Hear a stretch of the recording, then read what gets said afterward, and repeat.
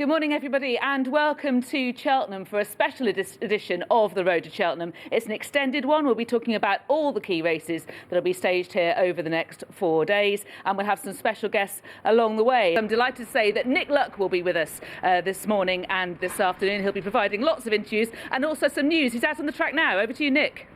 Pleasantly mild by Cheltenham early March standards. Temperatures into double figures. This ground will be drying out all the time. Ground as it is on turf tracks this morning, it's officially soft on 90% of the track. The good to soft places are on the spur on the old course where the old 4 miles start and the 2.5 mile start are. So the first bit of that is good to soft. The rest of the old course and the new course is all soft but drying. There is some rain forecast tonight into tomorrow, drying up before the start of the Supreme Novices Hurdle. That is what the forecast is telling us, though we should be reluctant to be dogmatic about that. As far as other important news is concerned this morning, the Secretary of State for Digital, Culture, Media and Sport, Oliver Dowden, has announced that the Cheltenham Festival, as far as he was concerned before he entered the Cobra meeting this morning, would definitely go ahead. He was asked that question directly on BBC Radio 5 Live, so that is good news. And the third piece of important news to tell you surrounds Altior. There is a cautiously positive report that has just been issued from Nicky Henderson at Seven Barrows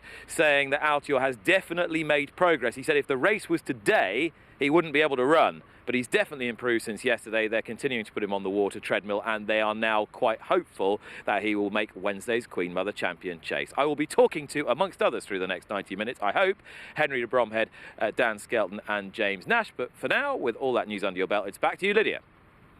And we'll talk about the impact of the setback that's happened to Altior later on in the show when we focus on the Betway Queen Mother Champion chase. But first of all, we've got a question to ask you at home, which is about who you think will emerge as top jockey over the 4 days of the Cheltenham Festival presented by Magners. You've got a choice of 4, but you can also add your free-form alternate. We've got Paul Townend, Rachel Blackmore, Davy Russell or Barry Geraghty. But please explain why you think one of those might win. And if you've got somebody else who you have a sneaking fancy for, please also let us know that as well. You can go via Twitter or Facebook on our pages to talk about that. I'll get your view at the end of the show, I think. First of all, do you think it's going to be a tight one, Nat?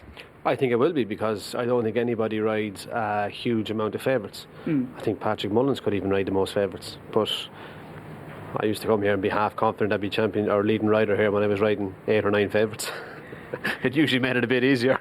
But Paul's not in the same position? I don't think so. I mean, Asterion may or may not be favoured in the first. Cashback definitely won't be. Keyless Emery definitely won't be.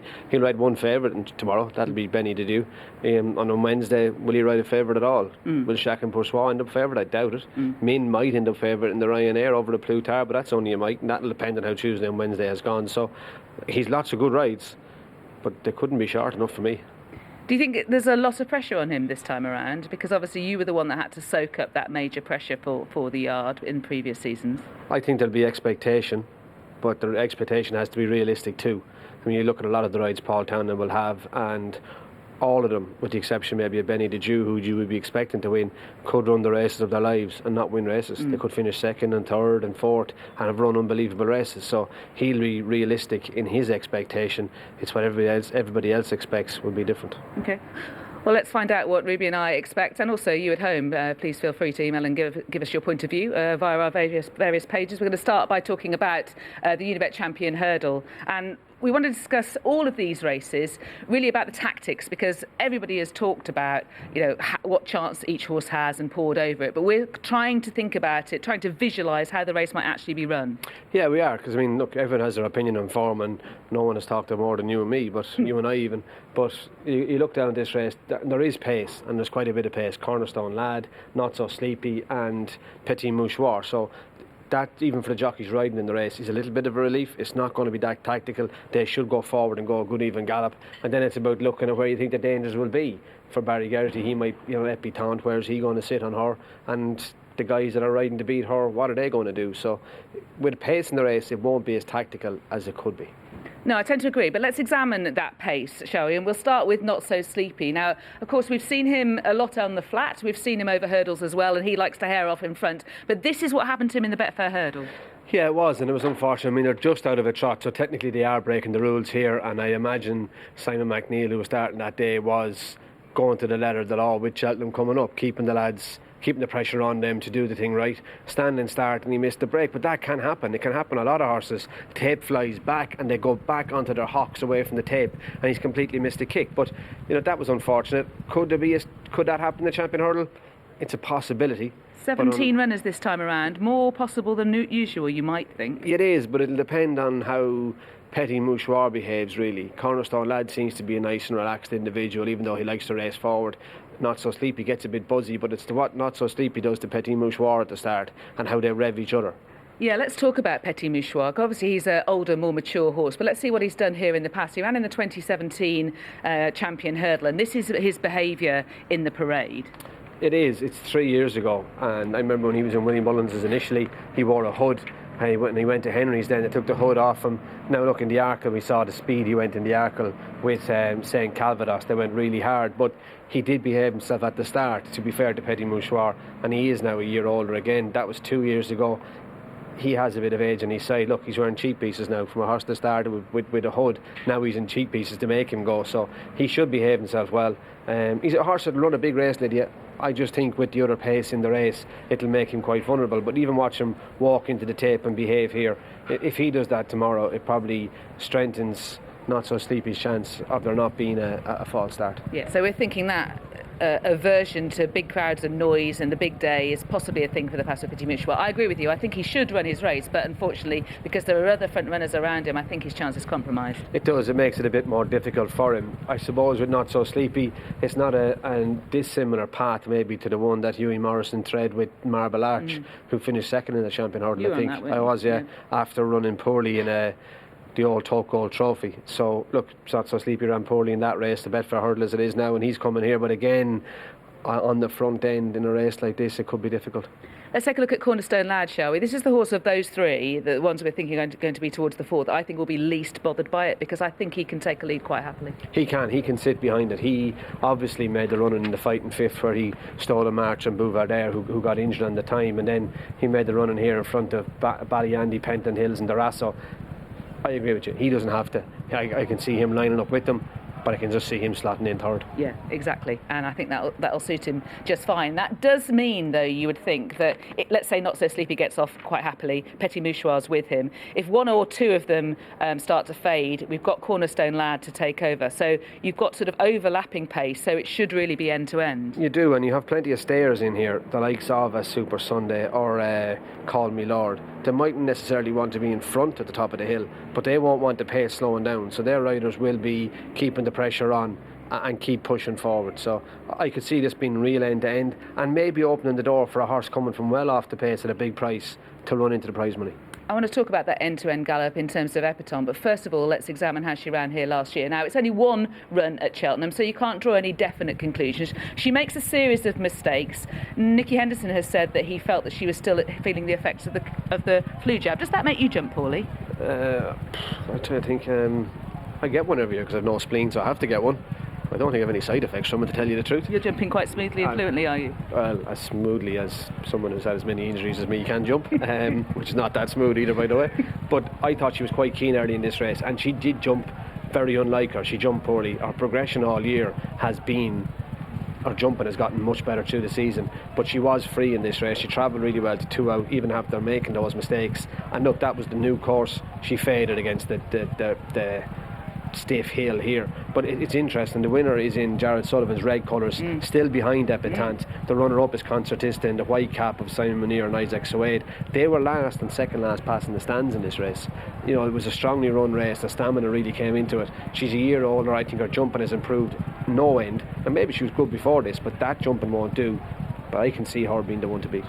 OK, we can have a look at her jumping this season as well. That was her last season, where she's just keeping on the one pace up the hill, having really stumps been drawn. This season she's been really slick, as Ruby's been saying, over her hurdles in the Jerry Field and also when winning the Christmas hurdle. Both of those were relatively tactical affairs, steadily run, so we don't actually know what she's going to be like in an end-to-end gallop, a really strongly run champion hurdle. No, we don't, but she was sloppy at the second last in Newbury when she won the Jerry Field, and then she really pinged the last. And in Kempton she raced slightly off the pace, but because it was a stop-start race, she probably wasn't in the ideal position turning out of the back. She got pushed wide on the bend, and Barry was trying to get her forward and yet in a bit after jumping this hurdle, he ends up outside Pentland Hills. Futsal raffles, quick grab him. But the second last, she's very good. But it's the last hurdle is the difference in her to last year. She's tight to that hurdle, yet she barely changes her legs to put herself right and flicks the top bar. She galloped strongly to the line. Look, I know it's Kempton, it's a completely different ball game, but Rock on Ruby went Jerry Field and just got touched off in the Christmas hurdle when he came here to win it. It's an unknown, the track, that's all it is. You can't necessarily hold one run at a course against a horse. You need a much bigger body of evidence. I would be the same, I think so too. And she's a deserving favourite, and in a race that, I'm tired of people saying, it's a shocking champion hurdle. There's no superstar, but there's a lot of good horses in here. And rock solid good horses in here, but she is the one that could improve into it. Yeah, and she's got her £7 mare's allowance as well. And, a race has got to be run before you know whether it's good or bad. Exactly. OK, let's have a look at Pentland Hills, shall we? And we can have a look at him when he used to be running on the flat, and he was quite wayward quite often in a finish. This is him at Thirsk, and he's wandering all over the shop, and he did this quite a bit on the flat, and he was very immature. Certainly when Nicky Henderson got hold of him when he was a little bit older over hurdles, he was able to be a lot more straightforward. This is the Triumph. Yeah, look, he was good in the Triumph, but look, he was 20-1 in the Triumph, so it was a bit of a no pressure ride for Nico. You're riding a horse to run well, he comes from off the pace, runs down course sublime, but he looked, unlike Thirsk here in Cheltenham, he ran straight as a die that day. He then went to Aintree, and I think put up a better performance when he beat Fakir Dudari. But look, this race, Lydia, and I've looked at it, he did the same here in the international hurdle when he travelled really well, so you excused him for that. It was his first run of the season. He got tired, we'll excuse him. Nico, after the last, inside the furlong pole, sends him, and he should have gone all the way to the line, in my opinion, if he's a true champion hurdle horse who's going to get this trip and we're going to relish Cheltenham. And even when Ballyandy is coming, it's not like Ballyandy came flying down the outside and nabbed him on the line. Ballyandy was coming at him for 100 yards and Pentland Hills couldn't find any more. I think that was a weak enough effort. Can the breathing operation help that? Of course it can, but you wonder sometimes, the breathing up, when did it come against him? Is it a roll of the dice? Are they hoping that maybe it was his wind that stopped him? Are they clutching at straws a little bit? He didn't look like a horse, and he won the Triumph and won an entry last year. He didn't look like a horse to me that had a wind issue. No. And how quickly can that come on? They're all different operations, but I suppose they can come on relatively quickly. I don't know, it shouldn't. There'll be noises there for a while. It just doesn't happen. Wake up one morning and think, what happened there? It develops over a period of time, really. I picked up that Thirsk run. You've just seen it there. Do you think it might be relevant at all? I do, but when you watch him in Thirsk, you think, he's a horse that could have had a wind issue because he didn't want to run forward and run through it. But where did it go between Thirsk and Cheltenham and Aintree? It looks like it disappeared. The run in Thirsk would suggest and people would say, he's not genuine, he didn't want to do it. To me, that screamed like a horse that was looking for something. His head is getting higher, he's trying to get more air, and he can't make the effort that his rider was looking for. Now that they've tidied that aspect up, we've got a big field. He does travel like a class horse. We've seen that twice. Do you think that might help in terms of how he's ridden in the race? It will, and he has the pace that if these go as good a gallop as we think they will, Nico will be able to slot him wherever he likes. And he goes through the tape, he's going to be able to manoeuvre into the position he wants to be in, unlike, say, a Super Sunday, who wants a bit further, but Robbie Power's going to have to let him find his feet, and he'll end up in whatever position he ends up in, whereas Nico will have the ability to put Pentland Hills anywhere he wants in the race because of his pace. I think he'll put him behind Debutant and come at her late. You mentioned Super Sunday, first time blinkers, age of 10, champion hurdle, really? I'd say the blinkers are to try and get him sharp in the first half a mile, and they could either work spectacularly or absolutely backfire, because any horse that goes beyond its pace in the first half mile won't finish. They cut out. When you make a horse go faster than it's able, that's the quickest way to get any horse beaten. So blinkers will either sharpen Super Sunday and make him travel in a good position, or they'll sharpen him and make him travel faster than he should be travelling, and that'll stop him. He's a notoriously stuffy horse, so he might do better than his one run this season. Will last year's form be good enough to play a part in this year's champion hurdle? Robbie Power keeps saying it, and he's saying it for a long time. He ties him in with Bouvard there. He's a dual grade 1 winner at 2 miles. So last year's form, probably will put him thereabouts. But you just think at 10 he can't be getting any quicker. 2 miles was probably not his optimum trip ever in his life. His best performance has been over 2.5. So you just wonder at 2.5, coming back to 2 miles now, can it really be? I see him as a placed horse more so than the winner. Okay, let's have a look at Silas Emery, shall we? The horse that won his supplementary fee by being switched to the Red Mills here. This is him jumping round. He's jumping like a horse who used to be chasing, which he was. He was, yeah, and he obviously fell on his start prior to this in the Dublin Racing Festival. He jumped okay in Gorham without jumping spectacularly. I watched him schooling last, what day is today? Monday last today. Tuesday. And he jumped really well. Look, he had a guess there, which you wouldn't particularly like, and a 3 out, he's a bit awkward and lands in a heap. That sort of jumping will get him into a lot of trouble in a champion hurdle. We think with that run under his belt in the school and he's done since that he should jump a lot better, but he wears a hood, Lydia, and he can get quite excited.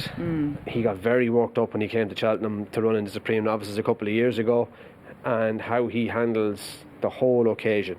If you were backing him, I would prefer to see him below at the start and make sure you were happy with him before you get stuck in. Okay, good point. Right, horses that are definitely going to thrive in the strongly run conditions. Darva Star would be one, surely? Darva Star would be, likes to come from a little off the pace. I think Sharjah would, because it'll allow him. Last time?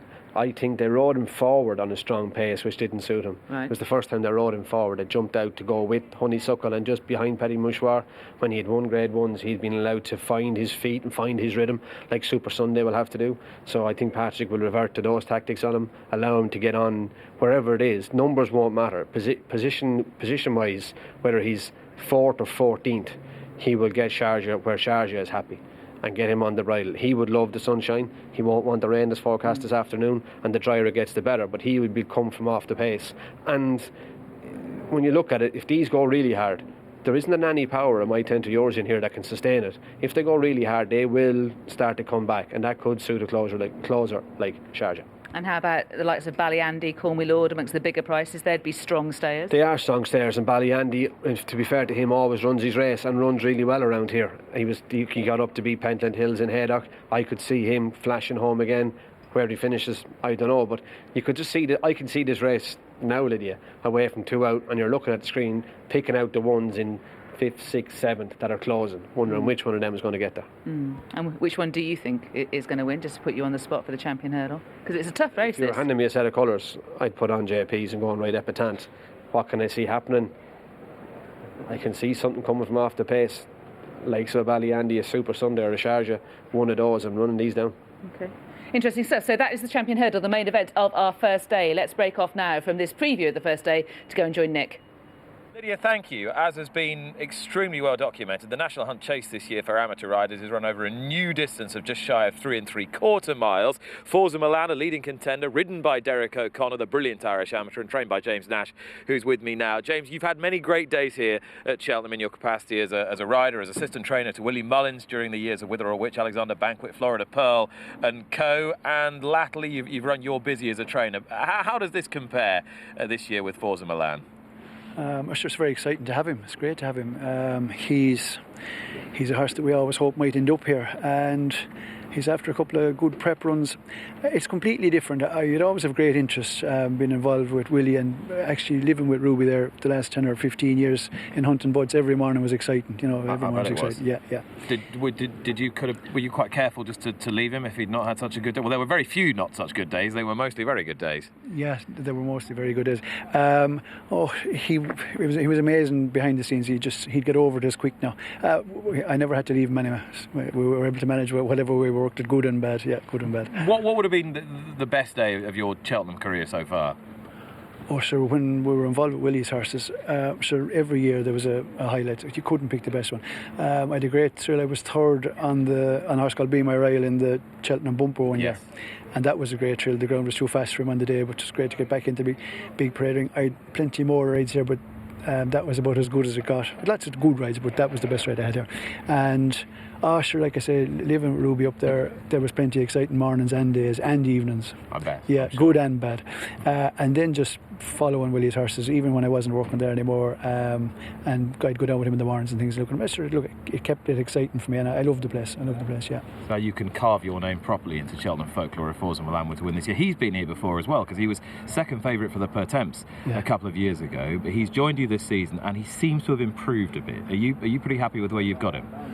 We're very happy with him. Yeah, we're very happy.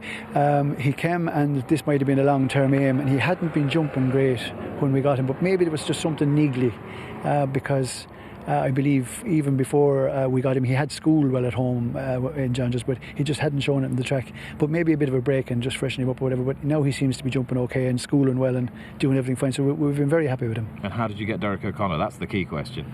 I didn't think we'd get Derek. I actually had Lisa O'Neill in my head. Was hoping that I'd end up with her. I didn't think we'd get Patrick, Derek or Jamie with the connections. And I think when JP didn't have a runner a couple of weeks ago, I was told that there was a chance he'd ride him, and then Derek was on himself maybe 10 days ago and saying that he was available to ride him, which was obviously a great asset to me and my owners. It was great to have him. And there was a margin between Carefully Selected and him at Nace, but you didn't stop, you kept going. How hopeful are you can bridge that gap? Well, sure, we're hoping. We went the first day and he ran a great race. Our own young lad rode him in Fairyhouse, the novice chase, and he ran above himself as far as I was concerned. I just thought we kind of wanted to see where we were going with his history of jumping at the races. So we were delighted with his run. He was second, and then we went to Nace and we didn't do an awful lot different, and he ran another cracking race with hoping with both runs that he'd improve for them. So hopefully he has. He appears to have. It's on ratings and things, like he's obviously not well in with some of them horses, but he's a full brother to one for Arthur, and we're hoping above all else that the extra trip might bring the improvement he needs. Yeah. James, thank you very much. Good luck with Forza Milan. James Nash, who has one of the key contenders for tomorrow's National Hunt Chase for amateur riders, and he's got a good amateur as well. More from me in a little while. The services of a certain Derek O'Connor. Ruby and I are now going to have a look at the National Hunt Chase and get his thoughts on that. An interesting difference in the National Hunt Chase, of course, is the reduced trip.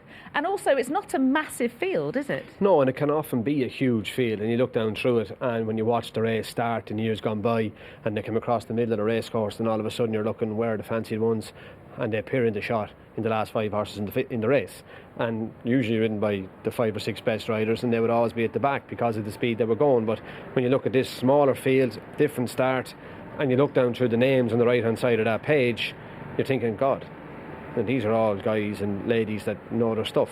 So I think this will be a much more tactical race than it has been in the past. Look, I tipped Carefully Selected here months ago on this show. Good price. He got a really good price, and he's 2-1 favourite now. He's schooled really well since his last run in Nace, which wasn't spectacular on the jump in front, as you're about to see.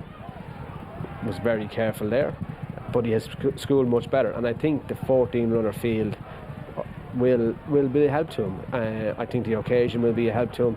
He's a lazy, laid-back horse, unlike some of the others who are trying to keep a lid on. That won't do.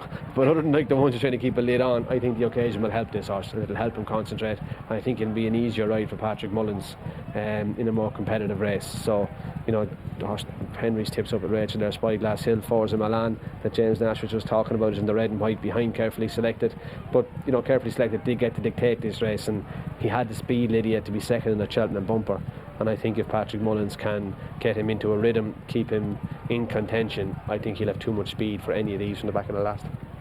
Yeah, if he's still there, he just needs a magnifying glass to try and find that stride, doesn't he, as he's approaching the fence? I just think he needs momentum. Right. And I think when he's behind the bridle and allowed to back off, strides get shorter, and then the distance from the fence becomes bigger.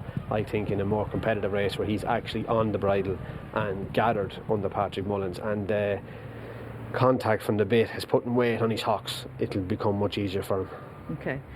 At the 6-day stage in the Road to Cheltenham column, I put up Raven Hill for this race, which is a kind of traditional horse that does well. He's got quite a lot of experience over fences. He's run in some competitive handicaps. He's run extremely well in the Kerry National here. He has, down the outside, Rachel Blackmore on the inside, and the white cap just holds on in Poker Party. Robert Power was coming off one of Neil Mulholland's, whose name has escaped me, but that's the Kerry National dry ground in the Stowe last September. I think this will be a much different ball game for him. Here he is in the Tri-Town in Navan. I can't find him. Oh, here we are. On you go. Was he standing? No way he could have stood. Much bigger fences in Navan. The Stowe is a grand little racecourse. Chase tracks on the inside of it. Fences aren't massive. This will be a different test for him. He'll have to jump a lot better than he did in Navan. Yeah, very much so. And obviously the fall statistics coming into the festival are not good. But at the time I was thinking I need that kind of profile of horse. Another one I was thinking about was Lord Demille. Let's have a look at this horse. Trained on this side of the Irish Sea. Progressive and trying some top handicap chases, most notably in the Haydock Grand National trial here. Yeah, look, he keeps galloping away, and this turned into a real old slog, as that race often can. But this fella, I always got the feeling watching this race that the horse was bone idle, and he was never going to get reeled in by the horses behind him. You know, he's deliberate at the last, but he starts to get running again when the other horse appears into his eye shot, and he's lonely over on this side. But I don't know, Lydia. I think in old 4-milers, where it was 4 mile with a huge field, would have suited him a bit better than maybe this tactical affair is going to now. Yeah, that was the imponderable about it. I mean, you look at the kind of horses that were suited by this kind of test previously, and it might be different this time around, which is why I thought we should discuss the next couple as well. Springfield Fox, who's run a couple of times over fences. We can have a look at him running at Exeter. Now, he gets the first fence wrong, but survives. Yeah. I like survival instincts. And he survives. You know, and to be fair, I always found Exeter a great track for novices. All right, the 3 fences away past the stands were slightly downhill, but the next 8 were all uphill, and it was a great place for a horse to learn his trade. And this fella stays really well. But look, he's impressive, but what sort of a race is it? I mean, Carefully Selected could run in an RSA. Could any of these? The rest of them, the horses we're looking at? No, but again, if you're... I mean, lots of people will be against Carefully Selected at the price because of his jumping clause. Yeah, I suppose, but we're on at a much bigger price, so we're not worried about that, are we? If you follow Ruby in, well done. You're sitting on a nice price. But if you're thinking about 2 to 1... I wish I'd followed myself in. No, 2 to 1, yeah, it is tight, and he has jumping issues to overcome. But I know my dad had him as a point-to-point, or Katie rode him in 2 point-to-points. I'd be fairly happy that he has a lot of jumping done and is well able to do it, and in a competitive environment you might see a different horse. Okay, let's talk about another lightly raced horse, which again I just feel that where they might have been disadvantaged in a previous edition of the National Hunt Chase, I wonder whether that's going to be the case this time round, and that lack of experience, that might not be a worry. That immediately makes you think of New Tide for Kim Bailey, and this horse was quite a fortunate winner at Warwick last time. At Wetherby last time. This is in the Toe Town. Boldmere on the right falls late. He does. And Wetherby, I suppose, he knows a fast enough track, but plenty of jumping on it. It used to be the last time I was there, and he keeps galloping. As you said, Lydia lacks a bit of experience, but to me, as you said, he was fortunate. No doubt he was fortunate. But cameraman wasn't expecting it. No, he wasn't. But to be fair to Kim Bailey's horse, he didn't have to dance around the horse on the ground, which would suggest he'd a bit more in the tank. But I'd like to have saw him finishing stronger in Wetherby to say 3 miles and 6 in Cheltenham is going to suit him. See, I think, I realise it's the Towton and I mispronounced it, apologies everybody. I think he's shaped like a proper thorough stayer, and probably now, if I look at the race at this stage as things stand, he's the one I probably like most. And you? I'd still like to go out and Carefully Selected. Okay. As AP always said, take a chance on a ordinary jumper with a great chance than a great jumper with no chance. Okay, so that is the National Hunt Chase, and we're going to move on to the Supreme now, which is going to be the first race on the first day, the Big Roar, where, as Ruby was saying on our road to Cheltenham course walk, jockeys are pretty nervous down the start, nerves jangling. Asterion Forlange is now the favourite at 11 to 4. Shishkin is 3 to 1, and it's 13 to 2, and upwards the rest. We're going to start by talking about Asterion Forlange. I'm against this horse, particularly at that price, because of the way he adjusts right. He's adjusts right every time he's been on a racecourse. He has, and I believe he did it even in his point of points. Pat Doyle, we were talking about him after he won an Ace. Willie said that Pat Doyle said he did in his point of point as well, and it will be an issue for him, and he's probably going to be on the front end. It'll be an issue for him at the last hurdle with a circuit to go. He'll jump out right and have to swing sharply back left. He'll be okay at the first down the back and the next one, but 3 out, 2 out down the hill, when there's horses with a bit of speed queuing up behind him, if he's shimmying and heading off right, he's going to let a big gun through when he's inside. And as much as Paul Townend will try and shut the door as quick as he can when he lands, with the class of horse that's in this race, that's going to make it difficult for him. Now watch him at the back of this fence, hurdle, jumps right and goes left when he lands. So he can't, to be fair to him, he can do that. Yeah, if he can do that, he'd be fine, but it's just not, it's far from ideal. It's tiring, isn't it, and takes him out of his rhythm at all? Well, that's the way he's going, so it probably keeps him in his rhythm, but it's giving the horses behind him a better opportunity and a better chance. The door's going to be open. You're going to have a clever enough person sitting second or third that's going to be waiting for that gap to jump through, and then when one jumps through, he's going to the next hurdle a bit further out, so when he goes right there, all of a sudden there'll be 2 through when he's inside, and he could end up very wide by the time he turns in. You just mentioned that you thought that he'll be towards the 4. That's going to be important for a horse like Shishkin, who tends to be very keen. He's demonstrated that on both of his starts that he's completed this season. Yeah, and he was keen early in Newbury, but it was a very middling early pace. You see him here with Nico de Bonville, you see the horse's head, just lifting ever so slightly as Nico's trying to get some control on him. I can't see Asturian Falange going slow. I can see him lining up to go. I think Rachel Blackmore will have to get a good handle on Captain Guinness. Yes. Or that could be gone forward as well. So I think Supremes, I don't remember a slow Supreme. I know I got to the front in a good few, but I was always going a strong gallop in them. And I think Supremes, even more so than Champion Hurdles, can be fast. They'll be fast through the first half a mile, whatever happens. They tend to be, you want to be towards the 4 as well. You need to be fast and stay. You do, but that 4-ish. that tactically depends on a lot of things. Like Alpha for Nolan came from well off the pace, but they were really strongly run races that were completely end to end. So, if you let someone get on the front here that steadies it up past the stands, it does make it hard for the people behind. Yeah, so Asturian Falange going forward. Maybe Elixir, Danny, I was wondering, dropping down in trip? Yeah, made it in his maiden hurdle in Naas, and then was second Envoy Allen when he made the running and dragged Envoy Allen a long way. And that's a pretty good piece of form, Lydia. I think Envoy Allen is a top-class novice hurdler, and Elixir Danny put it up to him for a long way in Naas, so he shouldn't be forgotten about. Dropping right back down to 2 miles, though, not so sure. I can see the theory behind it and the reasoning, because he'll stay really well, but look, there's loads of horses in there that will want a good gallop. I think Fiddler on the Roof will want a good gallop. Elixir Daniel want a good gallop. Shishkin wants a good gallop. Asturian Falange needs a good gallop. But the one horse we keep talking over and going by is Abacadabras. Yeah, I'm coming round to this horse.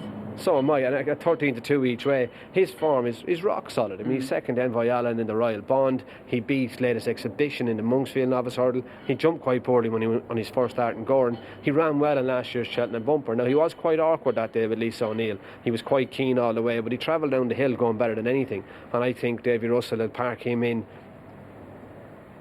the third row and let the race happen in front of him. And with an Asturian Falange going right and creating a bit of space, he could be the one that gets a really good run when he wants it, and he'll be finishing really strong. There's a couple of the bigger price horses as well that were going to the 4 in the early stage, weren't there? The likes of Jabber and the likes of Hollow Sand, of Luke Comas, and maybe even Heaven Help Us, maybe? Yeah, you always tend to get a few real outsiders that want to flash, or their owner wants to see them. Get them out there and get them going forward, and you can get a couple of those that add to the early pace in the Triumph Hurdle or the Supreme even. But yeah, I'd be shocked if it's a slowly run race. Yeah, and that's going to suit Abacadabras. You mentioned that he was a bit keen last year. I haven't seen that this year. Neither have I, but I think hurdles have settled him, because he's an okay jumper without being a brilliant one. And the one we haven't mentioned is Chantry House. Thought he was impressive in Newbury when we were there on the 8th of February. I thought he was a strapping individual, and you just love him to have as much experience as he has. Yeah, I've got no doubt. I'm pretty convinced that he's a horse with ability. I just wonder whether this is coming a little bit too soon in his career. It could be. I think he's a horse with a huge future, though. Yeah, I tend to agree. Right, okay. Which one would you ride? I would ride Shishkin. Fair enough. And keep him nice and settled. Just park it in behind there, and if they weren't going fast enough, sure I'd make it myself. You've heard how to do it. Right, let's move on to the Arkle, shall we? Because this is going to be really interesting from a tactical point of view as well. The Racing Post Arkle Challenge Trophy sees Notebook as the favourite at 3-1. Fakir Dudar is next in at 4s. Joseph O'Brien has chosen to go here rather than the Marsh. Brewing Up a Storm is the one that's been backed in recent days, 11-2. Cashback is out to 7-1, and it's 12-1, and that puts the rest. Let's take a look at Notebook. We talked about his behaviour at the Dublin Racing Festival, and we'll see that in a moment. But it wasn't a one-off. This is him prior to the Ballymore at the festival last year. It is, and if you notice there, just in front of the bit, he does wear a cross noseband, yet look how high his head gets and how much he's trying to open his mouth. You see him rearing back there from the show hurdle at the start of the Ballymore, so he does that have that kink in him. Now, I do believe, and I think if Henry coming on in a while, that they're thinking of doing something with him headgear wise going to the start. Oh, right. I thought he said that at the Dublin Racing Festival. We can get Nick to ask him in a while. The rules have changed over here to allow that, hasn't it? Yeah, maybe stick your hood on him until he gets it. This is him in Dublin, where he went the wrong way. The start is at the bottom of the straight in Leopardstown.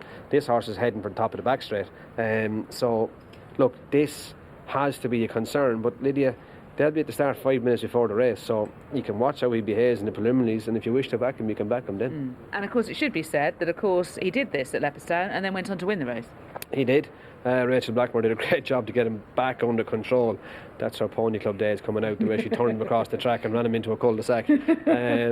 But yeah, he did go and win the race and beat Cashback, but it wasn't strongly as run a race as I thought it might be. When we broke it down against Good Chase on the same day, they went a good bit slower in that race. So I can see tomorrow's race being a faster run race than that race in Leopardstown, and I think he's vulnerable.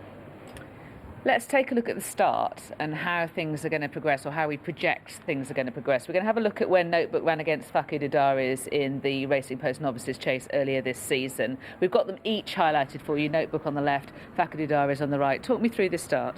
Yeah, Jingle is on this side with the hood, and Lorena is in the red in the middle, Royal Rendezvous in the green. I suppose, having watched Fakir twice, everyone was expecting him to jump and go hard, like he did in Navan when he beat Mellon, like he did in Ferryhouse against Sam Crow. They lined up and went, but Fakir's on the inside, but Jingle has the pace to the first fence to outdo them all, and Notebook goes with him. But then Notebook gets over with a really good jump, or a couple of really good jumps, and gets in front of Fakir, and Fakir gets caught behind Notebook and was never probably got into the rhythm or had the space, even though it was a small field, to jump the way he can. And I think whilst Fakir wants a little bit further, having been ridden down the inside, when Notebook got in front of him, he kind of got boxed all the way. And Notebook wasn't going that hard in front, yet to get around him wasn't going to be easy. So I could see Fakir lining up the other side of Notebook. Like the course walk, you were talking about the first two fences. I could see him getting himself a bit more space and sending him over the first couple, and either making Notebook or Cashback go a really strong gallop, and then being allowed to sit second or just behind the pace. But I could see Fakir being the one that forces either Cashback or Notebook. Okay, let's think about Cashback now as well, and we can look about how Cashback and Notebook started when they clashed against each other in the Irish Arkle, the race that wasn't run as strongly as Chacan-Pessoir's Dublin Chase. I suppose it's probably an unfair comparison to be making, but it was a comparison we did. But you see, Rachel's lined up in a similar position to the one she did at Christmas. Cashback jumps out to go. Now, Danny Mullins controlled this and didn't have to go crazy speed to control it, and Rachel just sat outside him. But they were going too quick for the other four. They couldn't quite keep up all the same. Two good jumpers, strong travelling horses. But I think Fakir will get in here and make it a bit tougher for these two tomorrow. They won't get to go along just like that. You seem to suggest that after that race there were some regrets about not riding Cashback that little bit harder. I think when you finish second, I wouldn't say, regrets maybe. Is that the right word? When you get beaten half a length or whatever it was and you finish second, you look for something to find that half a length and turn the form around. And when I was looking at it, you were thinking the way Cashback kept going, the way he ran through the line and Naas the time before, maybe he could have gone at a higher tempo for longer. So Cheltenham will definitely bring about that. The atmosphere alone will make them go a bit quicker than they went that day. Yeah, here is Cashback's win at Naas, where he really does gallop on and he's actually very hard to pull up.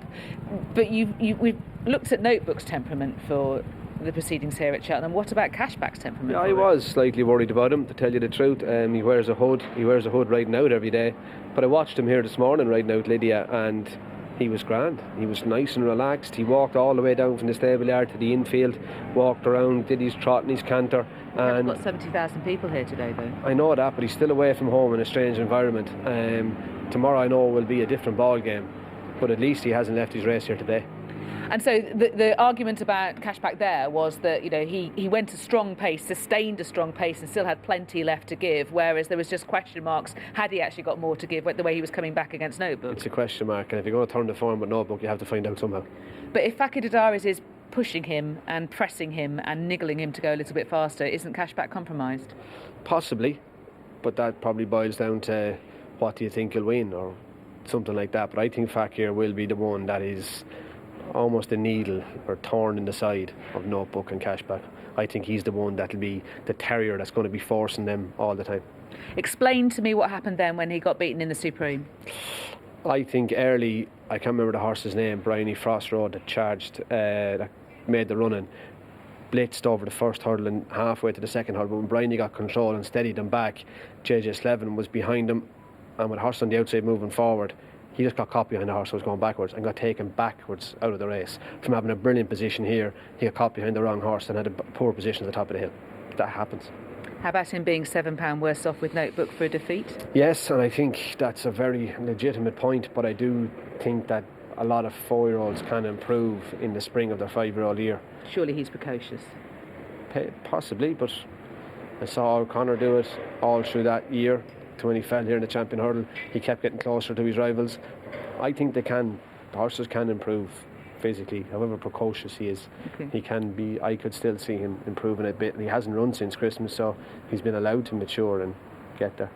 Last clip to show you involves Notebook and why Ruby thinks he might be vulnerable, particularly around the turning tight old course. It's something that he did 3 out in the Irish Arkle. And he did it at Christmas, and Henry said he did it a bit worse at Christmas even. But you watch him here from behind, this fence is slightly on an angle. You watch how far away from the inside he is when they land. And he's gone out to his right and he's turning back to his left. And the fence master stands here. You could see him losing quite a bit of ground if he does that. And quite a lot of time to recover, but not in a race like the Arkle? No, but you're recovering onto a bend just about to run downhill. There's time to recover, but it's just not ideal. I don't need to ask you which horse you want to ride here. I think it's pretty obvious to everyone at home. I'd ride Facker. I think he's the most straightforward. I'm ready for that. Yeah.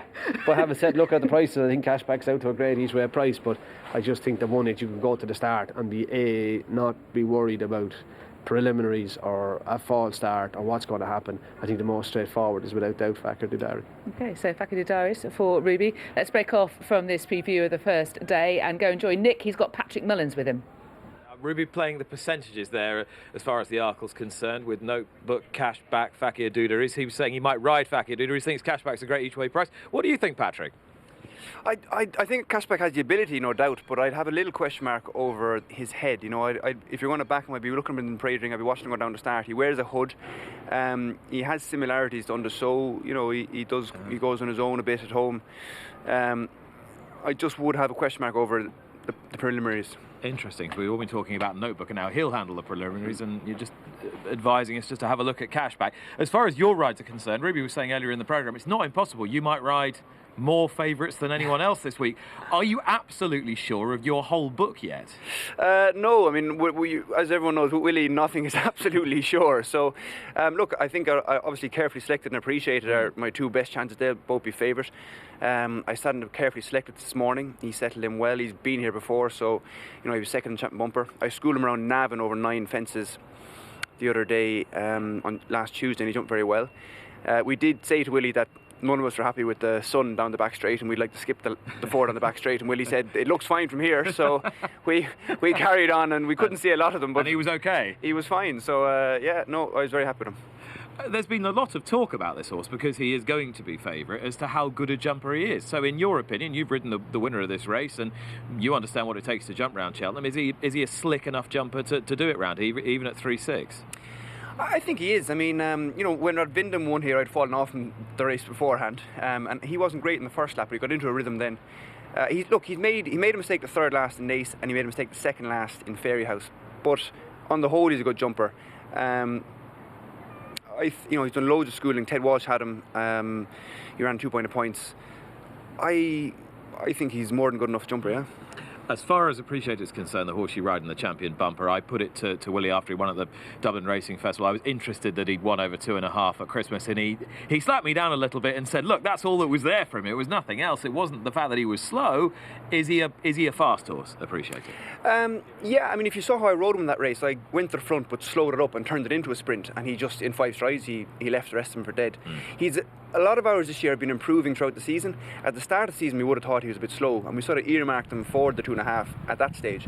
But after his first run, he got a lot quicker at home, and since his second run, he got a lot quicker at home. But Willie and Trip, I mean, Fahim won over 3 miles where he can, you know, it's oftentimes we don't get too caught up in Trip. Class will overcome Trip as far as you're concerned. Is that's the way you look at things generally? Yeah, as long as their temperament, you know, if a horse is very keen going, you mightn't go up in Trip, but if a horse settles very well, they can go, especially as a novice or bump horse, they can go any Trip. What's your game plan with Sharjah? Is it back to plan A with him in the champion hurdle? Probably, you know, it's going to be a handicapped kind of field, you know, 17 runners. The last day, you know, there was 2 horses to count between Michwan and Honeysuckle going forward. We sat on their tails. Was that why he didn't jump great? Maybe. It didn't feel like he was on his head. But yeah, I think we'll probably ride for luck a bit. You know, there's a couple of horses there to go forward. 17 runners. he's the highest rated horse in the race, and if he turns up on the day... Is he a better horse than Celeos Emery? I think he is, yeah. I think he is. Celios, again, is another horse I'd have questions about the preliminaries here. He's been very settled in small field chases. 17 runners in the Champion Hurdle. We're going to be fairly jig-jogging into the start. Yeah. I'd wonder how he's going to handle that. And last question, are you going to ride Kenboy? Is there a chance you might ride Kenboy in the Gold Cup? Well, I schooled him around Navan, into the sun as well. He jumped well. And I rode him working Punchdown at the start of the season, so I know him well. I haven't asked Willie, and because I don't think he'd know himself at this stage, but Ruth Dudfield looks after him, says he's in great form. I'd love to get my leg over him, but I'm sure David is going to be trying as well, and Danny is riding lots of winners, so there'll be plenty of competition for it. So is there a chance he actually doesn't know yet who's going to ride him? He'll just make his mind up Wednesday morning? Yeah, genuinely. I mean, people, you wouldn't believe it. He'd be sitting there and not quite making it up as it goes along, but near enough. He likes to leave everything until nothing can change, and that's how he works, and I'm used to it at this stage, so... I mean, obviously I'll say this to the other two as well, but I hope it works out well for you, and good luck this week. Cheers, Patrick. Thanks very much, Nick. Patrick Mullins, who may yet ride the most favourites this week, and may yet, Lydia, be on Kenboy in the Gold Cup. And we'll talk about Kenboy's chances later on. We need to do one more race from the first day yet, and that is the Close Brothers Mares Hurdle. And we have the clash on between Brenny de Dieu, who's 4-6, and Honeysuckle, who ducked the Champion Hurdle to come here for the Mares Hurdle. Well, she did, didn't she? She did. I mean, I bet, that's what happened. Duck it. She just took up this option. She ducked it. Well, I mean, to be fair, it probably isn't fair to say ducked it, because in many ways, Brenny de Dieu surely is a more substantial opponent than potentially any of the horses in the Champion Hurdle. I think connections have gone to the race and trip that suits their horse best, and I would say Honeysuckle's form is better at 2.5 than at 2 miles. She looks slightly vulnerable in the Irish Champion Hurdle, I thought. Petit Mouchoir jumped back by her. Here's Benny de Dieu last year. Everything's going swimmingly at this time, Lydia. It's all just going rosy. Let's pick up the other horses as well. Yeah. Stormy Island in front. Stormy Island in front. In the blue with the maroon is Rachel Blackmore on Good Time. Tara, Roxanne, obviously with Harry Skelton, blue cap with the pink colours. Benny de Dieu slips through between her two stable companions here. Lady Buttons on the left with the sheepskin noseband. Yeah, and I think, look, she's an admirable mare, Lady Buttons, and she's had a great season, but I think something similar is just about where she'll end up. Maybe arguably she's a little bit better this season, it might get a little bit closer, but I think the race is even a bit hotter than last year. Benny travelled really well. She's a better chaser than a hurdler, actually. Yeah, she's a good jumper, and there's probably not enough jumps for her, but next year she'll be in the mare's chase whenever day it's on. Benny goes to the last, leaves her off 4, I think it was, on top of the hurdle and crumples over, but look, I think she was going to win. I think it go on.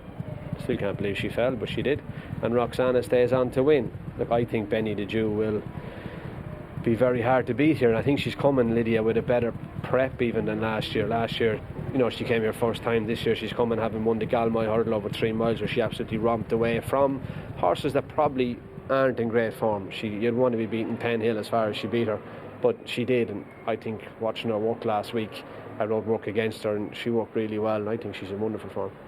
How about the de facto winner, the Roxana? I heard from the preview circuit, you know how things get said on the Cheltenham preview circuit night, that connections close to her, one of them was putting up the argument that Benny de Dieu was coming to the end of her tether at the final hurdle. I didn't think that was the case. What did you think? Sure, look, at the end of the day, Lydia, Roxana was the winner, so they can put up whatever theory they want and no one can disprove them for being wrong, but I didn't, on the approach to the last hurdle, want to be on anything else other than Benny de Dieu anyway, and I think she would have won. But look, it doesn't matter, that's only opinion. I think Roxana then went to entry, the cap fits and Apple Shade, if that's the horse, if the cap fits, and Apple Shade, and ran probably a career best nearly that day. Yeah. But I haven't seen it this year. No, it hasn't been the same, has it? No, it hasn't. I've seen probably a slight regression in her form, if anything, and I think she could even be vulnerable for third. OK, let's take a look at Honeysuckle, shall we? This is her when she took on the boys in the Irish Champion Hurdle, and her hurdling wasn't the slickest on this day. No, but that's, to be fair to her, she's a jumper. She came from the point-to-point field, and she jumps rather than hurdles, and she's trying to follow a really slick Champion Hurdle style jumper in Petit Mouchoir, and it got found out. It was her ability that got her through the race and got her to win the race. But I think he's even at second last. You look at the ground she loses. By the time Rachel Blackmore has to pick her up, she goes by Petit Mouchoir. How much she gives away again at the last here. To think now in 2 strides after this hurdle, the Grey is going to be back in front. you know, it just shows you how much ground this mare did give away jumping, and that's probably why she's gone up in trip, to give her a little bit more time and take the emphasis off jumping. But she's a very good filly, she's a tough filly. But even when she won in Fairyhouse last year, Elfield was second and ran her down to be a good second. Elfield did of Willie's, and I think Benny the Jew could beat Elfield an awful lot further than Honeysuckle did. I think the race will be straightforward. Stormy Island is in there, she wears her heart in her sleeve, Robbie Power rides her, she'll go a real good gallop, and I can't imagine that Rachel Blackmore or Paul Townend will be too far away from that pace. Okay, let's have a look at Stormy Island. She ran really well to finish second in the race last year, rallying, having led. This time around, I'd say, if anything, she's a bit in better form this season. She's in great form, and she's been, you know, she's a bit stronger. She's a year older. Last year was probably a hard enough year for her. Turning from 4 into 5 can be a tricky season for a lot of horses, but look, she races the same way every day. You know what you're going to get with Stormy Island. She jumps out and goes, and that probably is making tactics for Paul Townend and Rachel Blackmore a bit simpler and straightforward. There's no cat and mouse here. They might be play cat and mouse with each other, but at least they'll have a front runner that's bringing them a good gallop. Okay, so we know that Stormy Island is going to lead. The field is quite small and select, smaller than it can often be here. 2 out, what happened? Without Queen Vegan, she odds on, and there's 17 or 18 of them in the race. But I think down to 2 out. Could probably see Honeysuckle have just been in front of Benny the Jew, taking it off Stormy Island, and Paul will be coming at Rachel. Produce at last? Probably before it. Take it off or going to the last and just power away up the hill. It's easy when you're not riding them, isn't it? And I'd imagine that is the one that you very much would want to ride if you could this year. She'd be straightforward, yeah, I think so. I think she's a very good mare, and I'd be confident going out on her. Yeah. Okay. So those are our thoughts on the first day of the Cheltenham Festival. Coming up tomorrow, we're now going to move on to day 2 and start with the big race of that day, which of course is the Betway Queen Mother Champion Chase. And first off, Nick's given you the latest news about Altior, 3-1 third favourite now. What did you make of the Altior news? I mean, he's just seemed to be on a sort of a blighted star this season, don't you think? A little bit, but obviously with a splint, if they are hopeful of getting him to Wednesday, to me it means he banged it. And splint is a little bump on a bone. Obviously he's hit it somewhere or other and it's bruised. Not the end of the world, and I think they have enough of time to get him to the race. I think it's happened, and in a weird sense, it's also happened late enough. Here we see him last year, St Calvados made the run and nothing else wanted to go with him, and he's gone along in second place. I think this year's race could be a tactical enough affair as well. Without Undersow, there is no real front runner in there now, and that will be tactical. I think the one that won't make it is definitely the Sow. So absolutely, that'd be amazing if he was to make the running. But I think Altior, I don't think it'll interfere with his prep either. I mean, he without doubt would have been fit and ready to go by Saturday. He was hardly going to get fit in the next 3 days, so he's been on the treadmill. I think he'd be okay, and this is where he was most impressive in the champion chase last year, when it all looks like it's going pear-shaped for him and Nico gets really serious with him. All of a sudden it's like he changed gear 100 yards down and goes and wins well at the death. Let's talk about possible pace scenarios for the race. That grey horse in second is Politolog. Could he possibly go out and try to make it on Wednesday? Paul Nicholls will definitely think about it, because he will look at this race and he will look at it tactically himself and try to figure out a way that he can get Politolog to outrun himself. So I wouldn't be surprised if he did it, because Paul will put a lot of thought into how the race will be run. This is the champion chase special. Tiara Duvan jumps to the front here with Patrick Mullins in a minute. Ooh, Sharble tipping over. But Politolog, I think he has... Look, he's a good horse, Politolog, and he's been kept relatively fresh. Well, he's had problems, hasn't he? He's been breaking blood vessels this season. Yeah, which is not ideal. But that's fresh would be the best chance for him. But look, and I think more to take from this bit of footage, Lydia, is Min in the green cap. We want to talk about in the Ryanair.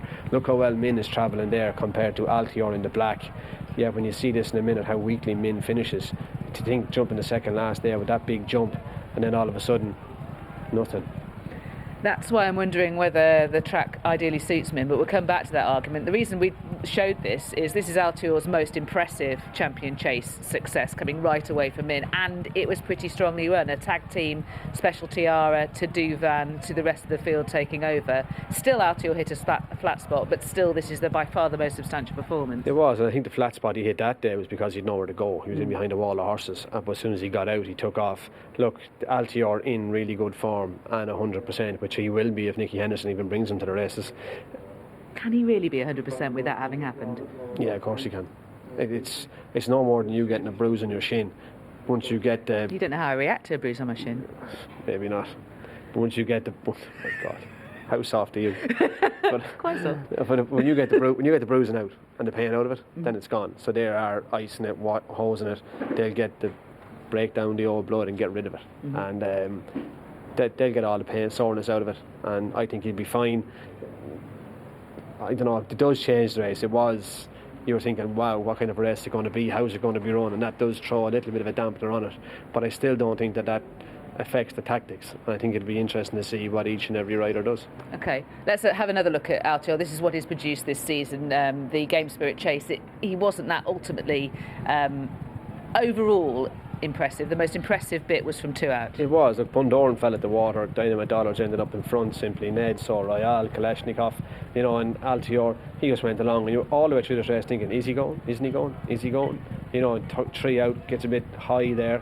See how clean he is in the air, and you're thinking, oh no, God, he's going to struggle. I was actually standing beside Mick Fitzgerald watching it, and Fitzy was getting a bit anxious. But, from whatever it is about him, from looking like he's in trouble, gets in close to that 2 out, I think it was.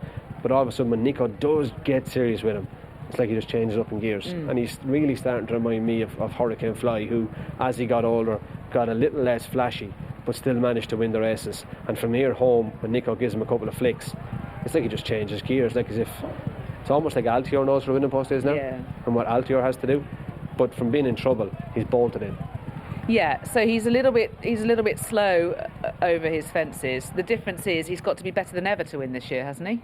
We think he has, because we're thinking that these are 2 top novices. And there's 2 of them, not just one. No, that adds to it, but the tactics are what's going to be interesting. So Hell's Kitchen then, what's he doing in there? He went forward in entry, didn't he? Yep. Sat second to Min all the way. Maybe he could be the one that goes. But when you watch Steffi Dessau in Ascot, he showed a terrific turn of foot to 2 out to shoot by Undesau. And you can say Undesau didn't go fast enough, but that's not what we're talking about. We're talking about the actual acceleration, and the actual acceleration that Duffy showed in Ascot to 2 out, and the jump he threw at the second last. He won a steadily run slur chase here with 2 really good jumps as well.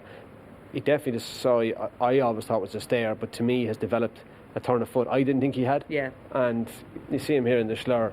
This is coming down to 3 out, I think. Yeah, it is coming down to 3 out, and he's in the pocket. Politolog saying Calvados, Simply Ned. It was a really steadily run affair. And you're thinking here at times, how's he going to get out of there? What's he going to do? The third last was bypassed on the day into the home turn, and he's in a right pocket. And Barry needs a jump at the second last. But Duffy was really brave. Watch him here now in the second when Barry sends him, and he's way off it. But Harry Cobden goes and Politolog off the bend. You can see his knees bending. He's starting to quicken. Duffy's in the middle. Go on. Just gets there, but he was brave to do it, and then the gap appears between St. Calvados's nose and Politolog's tail, and he goes into the gap. Another good jump at the last without getting serious, really quick through the air, and this is a better angle to watch a horse accelerating, how quickly he accelerates up to Politolog, who rallies, to be fair to him. There's only going to be one winner. And this is something that they discovered about him towards the end of last season, wasn't it? That he's better delivered late with that turn of foot. And here, this is him managing to win in a very different kind of race, a Tingle Creek that was run as an end-to-end gallop. It was, and I think even early in the race, Barry was, I suppose, got him a little bit more prominently earlier in the race than he had done in other races to allow for a slow jump or 2, but Duffy never put in a slow jump or 2, and he raced a little bit on Barry's hands and probably closer to Undesau than he wanted, and he really flew the last, and you think when he jumped the last he's going to go away and win really well, but he doesn't, and Undesau really comes back at him. But even you see how fast Duffy Dessau is when he gets in close to a fence, how quick he gets out and how quick he gets away from it, and that's a really good sign. Now he does get, I don't know, does he get empty or idle in the last half a furlong, and he's looking for the line, waiting patiently, he's charging under, so is rallying back, and he's just hanging on. But I think with Shakin, I expect Shakin, Bourgeois and Altior will be in front of Duffy. off the home turn, and he'll be the one arriving late. So do I.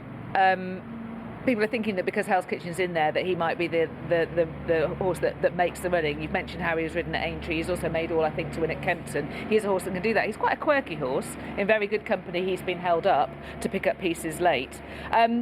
He baffled me a little bit because of all of them, I felt that Deffy was the one that was probably more impervious about how the race was run. We've seen him in a strongly run Tingle Creek manage to win, albeit he scrambled home slightly. We've seen him in the Schlur and also the Clarence House show that turn of foot where, arguably that was the most deadly that you see him. So isn't he the one that actually it doesn't matter whether they're going fast or slow up front? That's the permutations that Paul Townend and Nico de Bonville will have to weigh up. They'll have to. Barry Geraghty, I'm sure, will be aware of whatever Hell's Kitchen is doing. The others won't, and they'll have to factor that into their tactics. They'll have to go to the start with a couple of plans. Paul Townend go down. If Hell's Kitchen goes to make it, he sits second or third, or if no one lines up, does he go along in front? They'll have to work all of those scenarios out and have an answer to it every way the race is run. I was wondering that about Chacun Pessoir. Let's have a look at the start of the Dublin Chase and look where Paul Townend is at the start. He's on the inside on Chacun Pessoir, and is he disposed if he needs to make the running there? He can, and he's just lined up to be where he wants to be on the inside. Now, he pretty much knows Arnua is guaranteed to go forward and go fast, and Min likes to go forward as well, so he's a fair idea when he's lining up there that both Min and Arnua are going to go, and he's just going to slot into the seat behind, into the pocket behind Min, and that's what he does. But having said that, if they didn't and he wanted to go along, he could. If they went slow and he just galloped down to the first in front, it'd be no problem to him either. He's adaptable as to what way you can ride him. He's a very good ride. This was a really strongly run race. He picked it up at the third last, and he's a brilliant jumper, and it's his speed, like Deffy's, away from the fences that is probably something to have a little bit over Altior, the two of them, how quickly they get away from the obstacles compared to what Altior does. There's a bit here that you highlighted on one of our earlier Road to Cheltenham shows where Chacun Pessoir is extremely quick in and out of a fence. There, two out. He went to there, Min's on a long stride, Chacun Pessoir getting close, yet he lands a length in front. He's just very, very good when he gets in, but so is Deffy. Now, you thought watching that race away from the second last, did you, that Chacun was going to go and destroy Min, and ultimately he doesn't. Now, they're a long way in front of Castlegrace Paddy and Arnua. Having said that, and he's second now was a good distance in front of Paddy, and he's second now in Naas a fortnight ago. And he's second now was a long way in front of Castlegrace Paddy, but I just watched this and thought Chacun would go and win probably more comfortably than he did. Now, Paul said it was end to end and it was as good a race as he's ridden in all season, so look, and I rode Chacun Pessoir here this morning and he's in great form. Yeah, it's deceptive, those pictures, isn't it? We've illustrated why earlier on in the show, because it's run at such an end-to-end gallop. Its horses are slowing down more markedly than they might have done in another circumstance, but that's because they have gone so hard, so classily in the mid to late part of the race. It is, and I think the two that we've overlooked in the tactics of it are maybe Dynamite Dollars and Bundoran. Go on. Well, Bundoran made it in the game spirit. Dynamite Dollars until he fell. Dynamite Dollars off a long layoff, then ended up in front and outran how Connections thought he would run. So could they go forward? I think it's possible, but in the mid part of last year, actually around about December of last year, when Dynamite Dollars was running up his sequence, Paul Nicholls was making the argument that this is a horse that he'd like to see deliver late, because initially he was a horse that he was sending forward, and then he felt that he needs to be ridden a little bit more patient, a little bit more like Deffy de Soy. I don't know, I mean, it's a year different, it's a different kind of context. Just the more you look at this race, the more it could turn into a mess tactically. It could get really cat and mouse, and it'll be interesting to see what happens. What would you do? If you're on Chacun Pessoir, what would you do? I'd be trying to keep it simple anyway. You mentioned at the start the first two fences and where you need to be. Give me an idea of where everybody is. I'd keep it simple. I'd line up definitely, if I got to the start, and Hell's Kitchen or Bundoran, one of them was adamant to make the run, and I'd let them line up on my inside in front of me, and I'd just sit outside them in Chacun Pessoir, and I would be in control of Altior and Deffy the side behind me then. And would you make the first move compared to Altior? I think you'd have to make that decision somewhere down the hill, how well you were going, how the race had been run. You could go out with a plan, but how the race had unfolded, you would definitely be having to be thinking on your feet in this race. The two up front, Hell's Kitchen and Bundoran, that you're projecting, how good are they? What's the fine line between? To me, they're only there. They're in the race with you. It's what's behind. If I was riding, decoration. They're decoration. Just don't get brought down by them. And the winner is? I'm always going to go up my heart, Lydia. I think Shacken. Okay. Let's see. So that's the Queen Mother Champion Chase. Let's move on to the first race of the second day, and that is the Ballymore. And the first horse we're going to look at is the horse that has been favourite for this for a very long time. There was a bit of a wobble when Gordon Elliott said on the Betfair preview show that he was thinking of running in the Supreme. Then he walked the course and decided that he was quite happy to go for the longer distance race instead. Envoy Allen, of course, has won around Cheltenham at the festival previously. He won the bumper last year. He did, and I look, this form is rock solid. That's Abracadabras beside him in the Jigginstown colours. The white cap turning in third is Tyne Hill, and fourth in the JP colours is Blue Sari, who goes to finish second. That's Sempo in the blue colours over on the right. This race has worked out really well, Lydia, and Envoy Allen here looks like Blue Sari and JP McManus colours is coming to do him and quickens up. Barry unleashes him at the right time, 3/4 of a furlong down, have your go, but can't get by. And from here on, Envoy Allen, not from here on, every day of his life, Envoy Allen hasn't done anything wrong. I think I was interested in doing a Cheltenham preview last week with Robert Power, and he said with the exception of Envoy Allen, in his opinion, the English novices were better than the Irish. Here he is winning the Royal Bond where he made the run, and he made the run in a maiden hurling down Royal where he beat a front view. Here he is winning the Royal Bond. Davy Russell went a decent enough gallop on him, 2 miles, probably in driest ground being his minimum, gets close to the last, but watch when Davy gets after him, he quickens the lens clear of Abracadabras comes back at him and he goes again, and that's Darver Star in third, who's running the champion hurdle. There's just so much to like about him. He then went to Naas in the Lawlers Hotel. Elixir Dane jumped out and went a good gallop and dragged him along. That's Longhouse Poet in third in the red cap, but he just always looks comfortable, and when he gets to the front, he's never a horse that's going to go and win 25. He won his maiden hurdle by the biggest distance he's won any race because it was the weakest race he ran in, but he's a really good jumper. Watch the way he's looking at the hurdle. Davey can keep the revs up on him. He's just so straightforward. Right decision of race? I would have thought so, definitely. Bumper horse, he's allowed to get on his feet. I think for him and for his future, I think it is the right race. I think he's dead straightforward. David Russell can ride him in the first 2 or 3, can make it if he wants to. If there's no pace, something's going a good gallop, just sit in behind it. He's a really solid jumper. He's as simple a ride as you're going to have in a novice hurdle, and I'd be looking forward to it. Absolutely. Let's have a look at Sporting John. He's the horse that's forced his way into this picture late, initially shaping to run in the Supreme. This is him at Boris House, which is a point-to-point course I don't know, but you do, Ruby, and it's the only evidence we have of him going left-handed. It is point-to-point just in South County Carlow. My father-in-law is clerk of the course, and he told me about Sporting John when he won. He'd seen a really good horse win. It is the only evidence we have him going left-handed, but anyone who was there that day didn't say he needs to go the other way around or he'd be convenienced better by going right-handed. And he did here what he's done in a lot of his hurdle races, and that's put it to bed from the back of the last.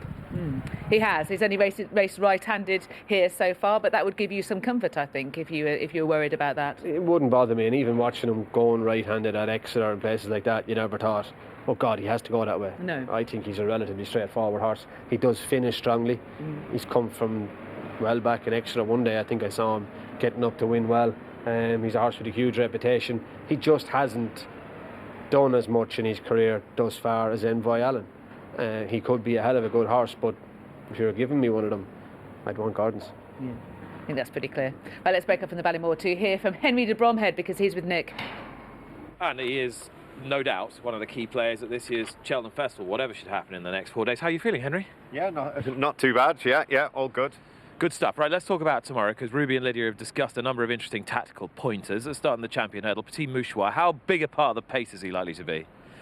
Look, we'll jump off handy away as normal with him, and then it's up to Rachel. Then after that, she can decide how it's unfolding in front of her, and we'll see from there. What did you make of his run in the Irish champion hurdle? Were you inclined to take it at face value? Oh yeah, absolutely. I thought he ran really well. Yeah, I was delighted with him. It was a lovely run, and yeah, like I say, I was delighted on the day. 2 runners in the Arkle, and again, the question that's been posed today is, to what extent should we be worried about Notebook's occasional antics in the prelims? Yeah, they're pretty. I mean, it's only happened once before, so hopefully he'll be okay. He seems very settled since he's got here.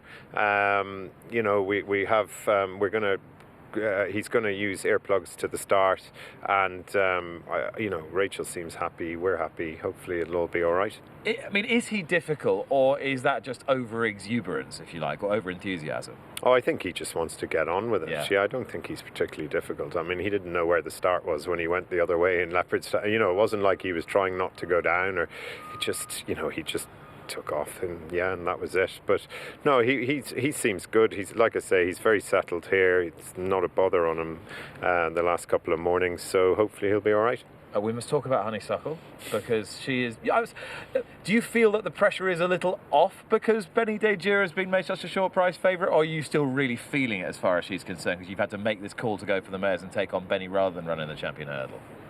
I suppose I'd always put myself under a bit of pressure, that it wouldn't be me otherwise. No,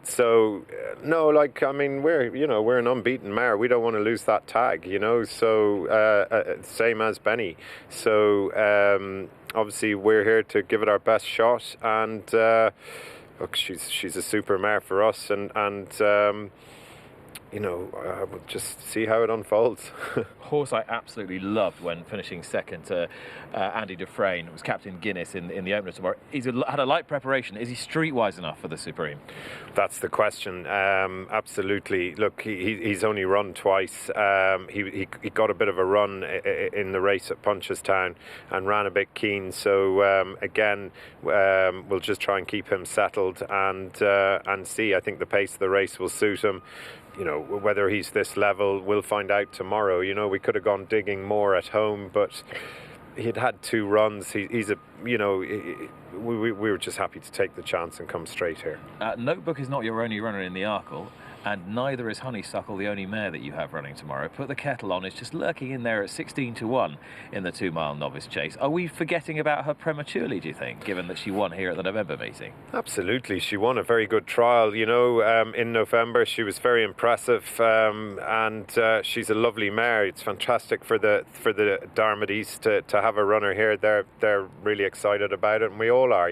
She's a really nice mare, and as I say, she's won over the course and distance. She's won a good trial.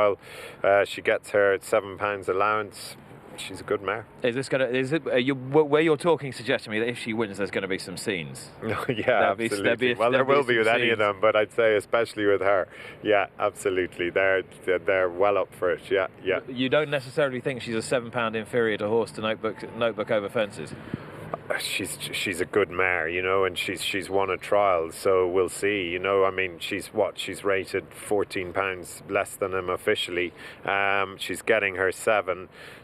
That has her bang there to finish in the money, and it's a horse race. We'll see what happens. And just looking deeper into the week, you got a slightly quieter day Wednesday, but A Plus Tard, huge runner potentially in the Ryanair. Has everything gone smoothly with him?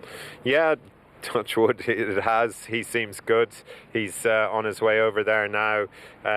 He's been in really good form, and we're happy with him.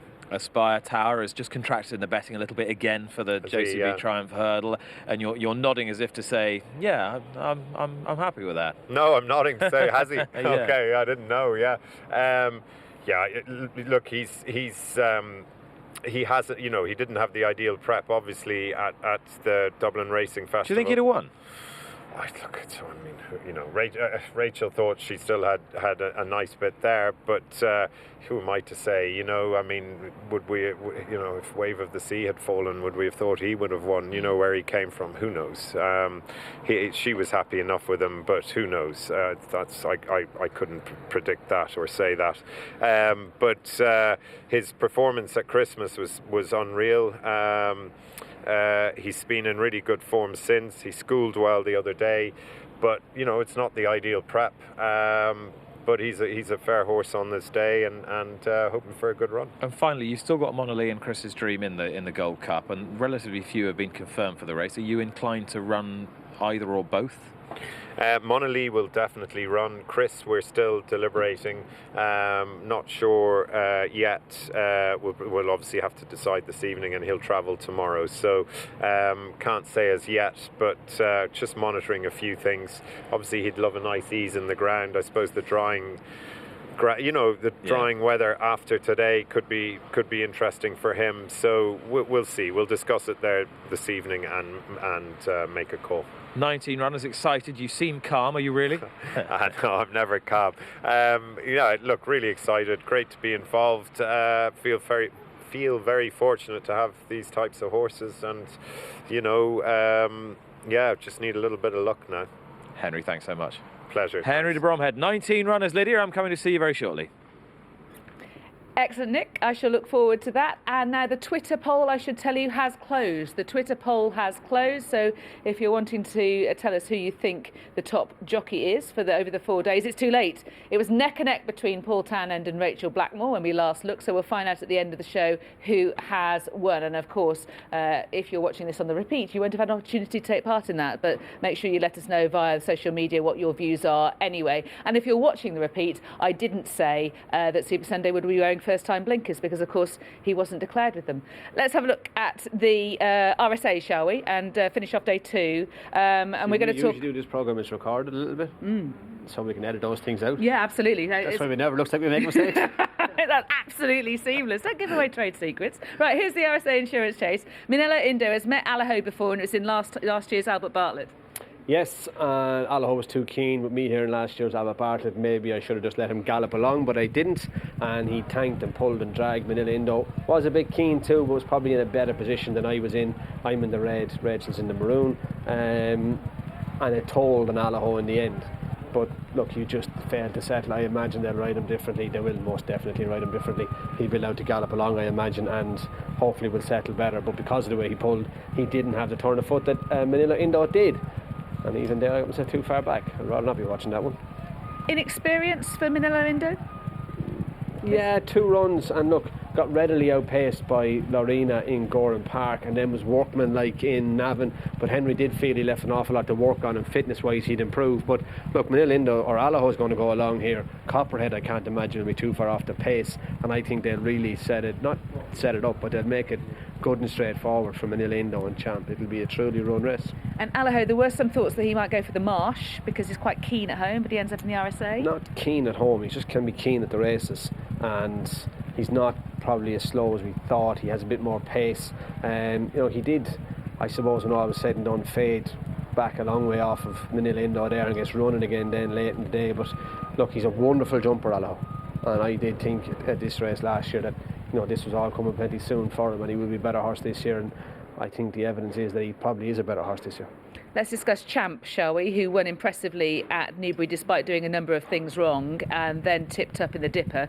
What do you make of him? Lots of people are wanting to be against him, which means that his price has gone to a position where people are thinking, that might be a bit too big. I think every horse is different, Lydia, but Champ is a strong, brave individual, and I think was sloppy. He was sloppy at the second last in Newbury. I think he had that fall coming.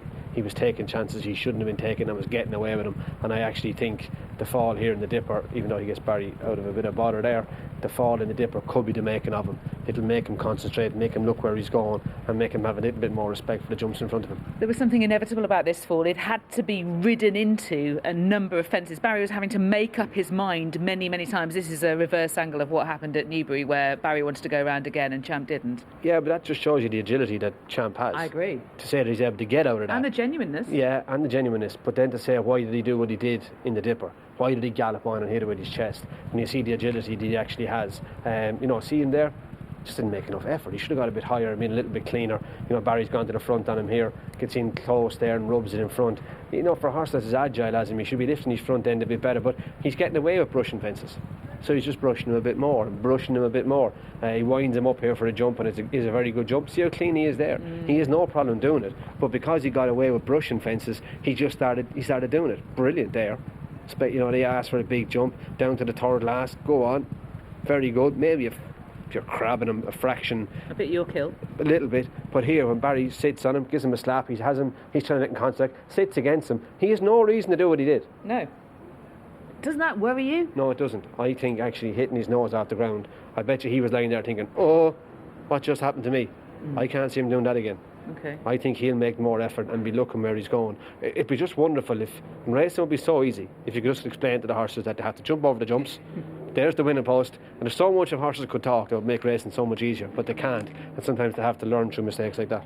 Quick one for you. Does Copperhead have the pace to hold his position around the RSA? I think with the feel and the way the race will be run, he probably does. And he's a good jumper, which will help him to hold his position. I think he's to improve a little bit, but a lot better judges than me have given him a chance on times and things like that. Okay. We've purposely concentrated on the first 2 days because obviously we know the fields for those 2 days. We're going to have a quick look at some of the major races for the final 2 days. And the first of those is the Ryanair. Now, you were making the argument to me that Honeysuckle's best form was over 2.5 miles, so that's where she's running. Plutar's best form is over 2 miles, 2 mile 1, so why isn't he running in the champion chase? I don't know. Why didn't Nick ask Henry? What do you think? Tell me about a Plutar. I think a Plutar did very well to beat Chacun Bourgeois in Leopardstown. He was spectacular here last year, right? Now, Riders in the Storm was a fall in this race early, but like, look, talk about a blot and a handicap. When this is doing a half speed down the hill, I'm sure the handicappers are scratching their head thinking, how did we miss this? And it wins a furlong. He's kept improving. Now, he is a much better horse going left-handed than he is right. Yep. His best form is definitely going right-handed. Henry went from here, ran him in the 3 mile in Punchestown, novice chase after that, and I can't say I wasn't tripped that day to beat him. He's a much inferior horse going right-handed. Absolutely bold. Sitting here to get Rachel Blackmore her first festival winner on the Tuesday at last year's festival. He's a good jumper, strong traveller, and you can argue that his best form is a 2 mile, Min's best form is a 2.5, but the way this fella powers up the hill, I think he finishes stronger than Min has ever done here. Yeah, I tend to agree with you, and he was very, very good. Probably beating a Chacun Bourgeois who wasn't up to fully fitness at the start of the season, but nonetheless, it was a high-class performance to beat him. I think it was a high-class performance to beat him, and Henry is, he's been fairly adamant that this horse likes a cut in the ground, and he still should be slow enough for him by Thursday. Here he is, Cadmium in front, great field on the outside of Chacun Bourgeois, and the pink down the inside is Simply Ned. Chacun Bourgeois makes a move forward here on the outside in Rich Richie's colours, pings the third last fence and lands in front, but Rachel Blackmore immediately goes and covers him. She's up on his outside to 2 out, jumps up beside him, and she's right beside him from here on. I thought it was a good performance. Now, Ordinary World in third, Hardline in fourth. Did they really make this rock solid form? Probably not, but I still think a Plutar over 2.5. It's hard to go against a Willie horse for me, but I'd like this fella in the last 100 yards there. Lydia is strong. Okay, so you have touched on Min here at Cheltenham. It was a superb performance when he was second to Altior on figures, but his very best performance came at Aintree. You'll remember that.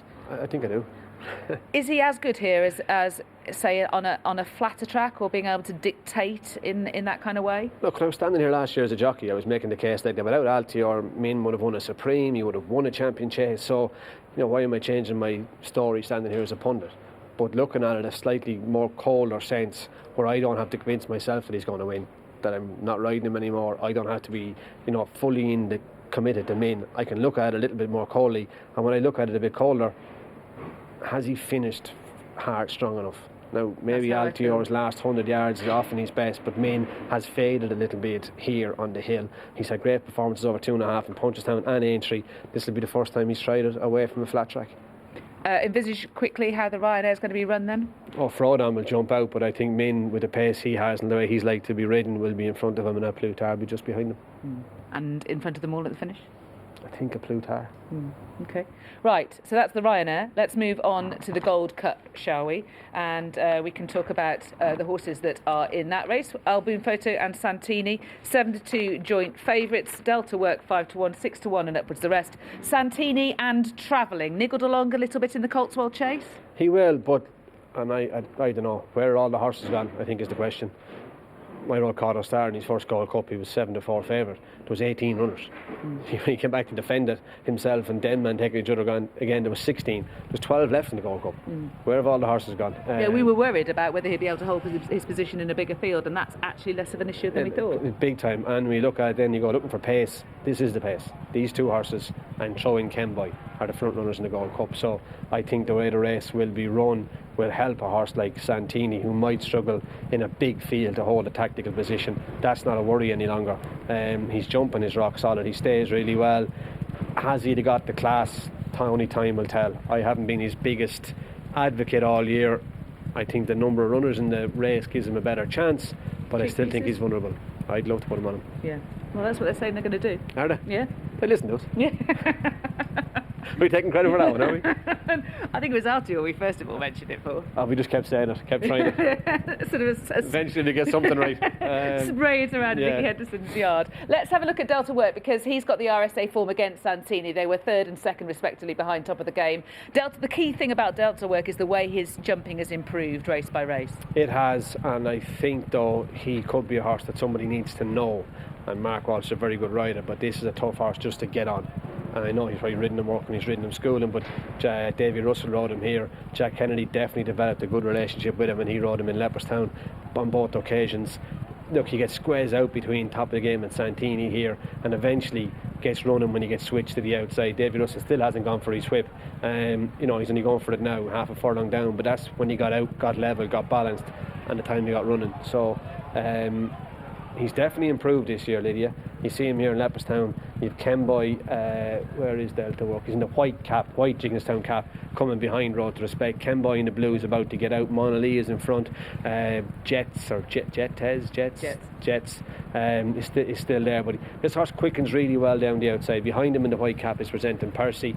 Rachel Blackmore had completely controlled and dictated this race, and Mona Lee, she lands in front, but Delta Work does shoot down the outside and mows him down late. He's a horse that won a Pertemps handicap hurdle as a 5-year-old. He's now a 7-year-old. Stamina is not going to be an issue for this lad, and he will stay every bit as strong as Santini or Album Photo. Okay. Monaloo is going to be towards the 4 in the Gold Cup. Kenboy might try to do that, but isn't he going to adjust right a little bit too much to be able to hold his position? I think it won't be ideal for him. He adjusted right in Liverpool, but you harped on about, and still harping on about. And you see him right. here. You were right. Yeah, you see him, he goes a bit right there, but that's him. He goes right. But he has managed to win going left-handed on 2 occasions. But he does go right, and it's not ideal. You would prefer if he didn't. Absolutely. Presenting Percy, I question his finishing effort the last twice. As I understand it, so is Davy Russell, so I feel safe. Not so bad. And back to Kenboy before he goes out of shot. I think he would want the sun to shine all week to give him a chance. I think he'd definitely be better on good ground. And Presenting Percy, look, Lydia, if he could turn up here in the form that won an RSA, he has a massive chance. But we just haven't seen that horse since. No. We haven't, even though he's had a clearer run at this season. Let's have a look. Our final piece of footage involves last year's Gold Cup winner. That is Album Photo. He's had a very similar, identical preparation to this time last year. He went to Tremor, put up a better performance, if anything. How good is Album Photo's jumping? Because obviously he has fallen around here with you in the RSA. And he fell with David Mullins going to win in Limerick. He fell at the last in the race that Fahim won this year. His only issue, Lydia, is that even when you watch him, he definitely gets higher behind than he does in front, and still does, even watching him in Tremor. That could be an issue at 4 out, 3 out in the first and the back if he was to get deep to one of those fences, because he does get his hind end higher than his front end, and gravity can take over in that situation. So that is his only issue. He's in wonderful form, he looks really well. Paul Roach, who rides him out, couldn't be happier with him. Even though he stays, he's had the same prep. You look at it, he beats Annabelle Fly in Bristol, the main end of River and Clondezobo. Will that run do again, guys? Nick's here. I am. Henry de Bromhead was good, wasn't he? Very good. Yeah. He said Manella Indo was a certainty, by the way. Did he? Yeah, I just missed that. So did I. Well, your piece wasn't working. Will that run do? No, I don't think it will. I think he needs more this year. I think there's a fresh batch of horses in there. I think the horses from last year's RSA Chase behind top of the game, Santini and Delta Work, represent a stronger threat than the horses who finished 2nd and 3rd last year. That would be my view of it. But he's clearly had a great preparation. Who say he's not a better horse now than he was 12 months ago? Who would you want to ride? I'd ride Album, I think. I think I would have been here, done that. I'd take my chance in him keeping his hind end below his front end. Yeah, if you want to have a look at our course walk, Ruby's talking about 4 out and 3 out and why that might be the danger spot for Album Photo. And what, would you be worried about the fact that it's difficult to win? Not since Best Mate has a horse managed to win a back-to-back Gold Cup. Would that be in the back of your mind? They said a 5-year-old couldn't win the champion chase as well. That'll be done. Someone will do it. Okay. It can be done. Nick, thank you very much for all of your interviews today. It's been rattling along, and you're here in the afternoon, aren't you? For the... I am here. I think there's a gap between Stratford and Kempton this afternoon, so we are going to try and get whoever's around in that little gap. But all the meetings go ahead this afternoon on Racing. And if you're watching the recording show, of course, that won't actually happen. It's gone. Yes. It's gone. So, Nick, thank you very much. Ruby, thank you very much. Thank you very much for watching, and we'll see you again soon for the festival.